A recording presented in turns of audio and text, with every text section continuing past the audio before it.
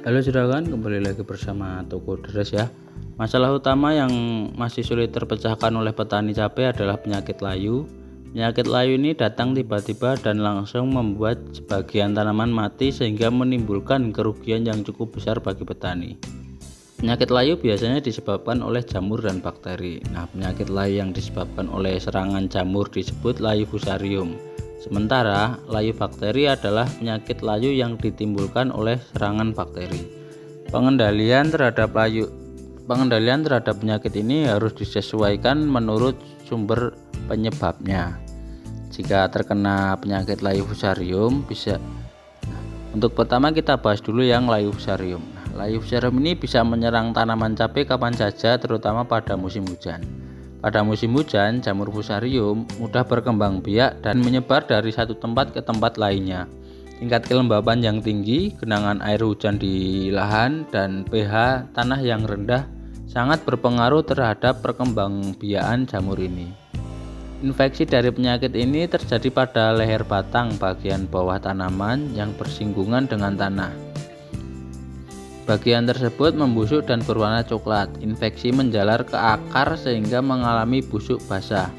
Apabila kelembapan tanah cukup tinggi, bagian leher batang yang semula busuk kering tersebut berubah warna menjadi putih keabu-abuan karena terbentuknya massa spora. Serangan layu fusarium juga dapat menjalar pada bagian ranting tanaman dan berakhir pada layunya daun tanaman yang dapat menyebabkan kematian pada tanaman cabai. Serangan ini dijumpai pada tanaman baik usia muda maupun usia dewasa, jadi tidak pandang bulu. Gejala yang ditimbulkan yaitu tanaman akan tampak layu pada pukul 10 sampai jam 2 selama siang hari dan akan kembali segar pada pagi sore hari selama proses fotosintesis berkurang. Penyakit layu fusarium dapat dikendalikan dengan cara berikut ini.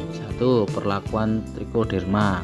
Trichoderma merupakan agen hayati berupa jamur yang dapat melawan perkembangan jamur patogen atau fungisida alami. Nah, fungisida ini sangat efektif dan efisien untuk mencegah layu fusarium. Cara penggunaannya adalah dengan mencampurkan dengan pupuk kandang sebagai pupuk dasar atau bisa juga dikocorkan pada setiap lubang tanaman. Kedua, mencabut tanaman bergejala. Tanaman yang terlihat layu karena layu fusarium sebaiknya dicabut dan dibakar. Jika perlu, tanah bekas tanaman terserang juga dibuang atau disemprot dengan fungisida yang berbahan aktif klorotalonil atau tembaga hidroksida. Tujuannya untuk mencegah penularan yang lebih cepat ke tanaman yang masih sehat. Ketiga, penggunaan pupuk yang tepat. Mengurangi penggunaan pupuk berkadar N tinggi seperti urea. Penggunaan urea yang berlebihan akan menyebabkan tanaman sukulen dan mudah terserang penyakit. Dianjurkan untuk menggunakan pupuk NPK. Rotasi tanaman, melakukan pergiliran tanaman dengan tanaman yang tahan terhadap layu fusarium guna mengendalikan populasi dan perkembangan dari layu fusarium di lahan pertanian. Nah, untuk pengendalian layu fusarium sendiri seperti itu ya juragan. Kita lanjut ke penyakit layu bakteri. Layu bakteri merupakan penyakit layu yang disebabkan oleh serangan bakteri.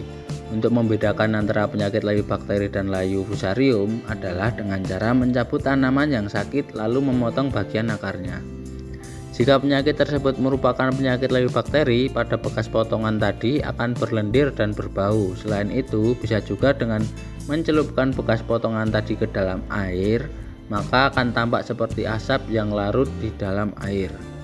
Penyakit layu bakteri lebih berbahaya daripada penyakit layu fusarium karena serangannya berlangsung sangat cepat. Beberapa upaya untuk mengendalikan layu bakteri sebagai berikut juragan.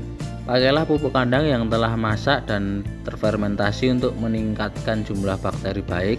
Mengatur sistem irigasi dan lahan sebaik-baiknya agar tidak terjadi genangan air.